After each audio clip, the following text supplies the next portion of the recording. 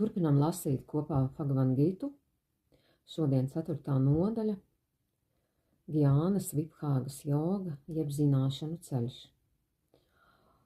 Šajā nodaļā sākumā jau Krišna stāsta Ardžunam par to, ka šīs senās zināšanas viņš jau ir kādreiz stāstījis sākotnēji saules dievam Visvānam, un laika gaitā šīs zināšanas ir zudušas, un stāsta to, ka viņš ir nācis kā avatārs uz zemi, lai aizsargātu dharmu un iznīcinātu ļaunumu. Un par to arī pirmie panti.